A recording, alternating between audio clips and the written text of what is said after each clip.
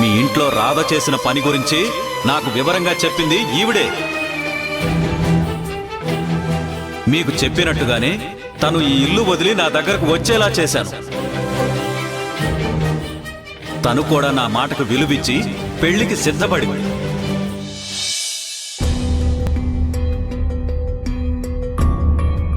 రాధ వాళ్ళ అన్నయ్య ఫోర్స్ మీదే పెళ్లికి సిద్ధపడిందన్నమాట.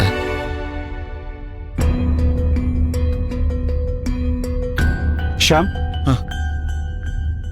ఏంటి బావా? నీతో ఒక విషయం మాట్లాడాలి. నేను చెప్పింది విన్నాక నువ్వు నా గురించి ఏమనుకుంటావో తెలియదు, కానీ నీ మంచి కోరే మనిషిగా నా మనసులో ఉన్నది నేను చెప్పకుండా ఉండలేకపోతున్నాను. పర్లేదు, చెప్పండి బావా.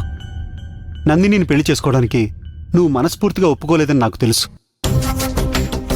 ఇప్పుడున్న పరిస్థితుల్లో నీకు ఇంతకన్నా వేరే ఆప్షన్ లేక నువ్వు ఆ నిర్ణయం తీసుకుని ఉంటావు. కానీ దాని ఫలితం నువ్వే లైఫ్ లాంగ్ ఫేస్ చేయాల్సి ఉంటుంది. కాబట్టి నీ నిర్ణయం కరెక్ట్ కాదు శ్యామ్. అదేంటి బావా, నా నిర్ణయంతో మీరు హ్యాపీగా ఉంటారు అనుకున్నాను. మీరేంటి ఇలా మాట్లాడుతున్నారు? ఎందుకంటే నువ్వేంటో నందిని ఏంటో నాకు తెలుసు కాబట్టి.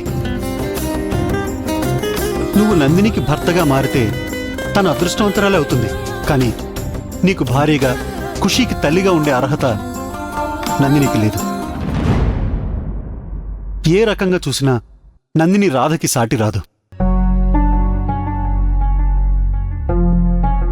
రాధకి నిస్వార్థంగా ప్రేమను పంచే గుణం ఉంది, మనుషులను అర్థం చేసుకునే మనసు ఉంది, పరిస్థితులను బట్టి నడుచుకునే ఓర్పు నేర్పు ఉన్నాయి. నందినిలో ఆ లక్షణాలు ఒక్కటి కూడా లేవు శ్యామ్. కాబట్టి నందిని కన్నా ఖుషీకి అమ్మగా రాధ ఉండటమే కరెక్ట్. ఇప్పటికీ మించిపోయిందేమి లేదు శ్యామ్. నువ్వు మనసు మార్చుకుని రాధని నీ భార్యగా యాక్సెప్ట్ చేయి. ఏం మాట్లాడుతున్నారు బావా? రాధకి వేరే పెళ్లి జరగబోతుంది. కానీ రాధ మనసు ఖచ్చితంగా నీ మీద ఖుషీ మీదే ఉంటుంది. నువ్వు ఒప్పుకుంటానని ఒక్క మాట చెప్పు. రాధ వాళ్ళ ఫ్యామిలీకి నచ్చ చెప్పే బాధ్యత నేను తీసుకుంటాను. మీకు రాధ మీద అభిమానం ఉండొచ్చు బావా. తన ఖుషి మీద చూపించిన ప్రేమకి తనే ఖుషీకి అమ్మగా ఉండడం కరెక్ట్ అని మీకు అనిపించవచ్చు.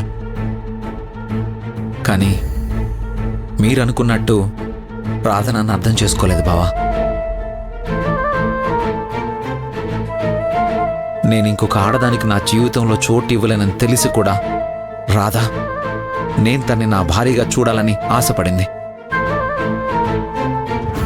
అబద్ధపు పెళ్లిని నిజమని వాదించింది. కానీ నందిని కేవలం నా భార్య స్థానంలో ఉంటానని, అంతకు మించి ఏమీ ఆశించనని చెప్పింది. కాబట్టి నిస్వార్థంగా మన గురించి ఆలోచించేది సొంత వాళ్లే అన్న విషయం నాకు అర్థమైంది బావా. అందుకే నన్ను అర్థం చేసుకున్న నందినిని పెళ్లి చేసుకోవడమే నాకు మంచిది.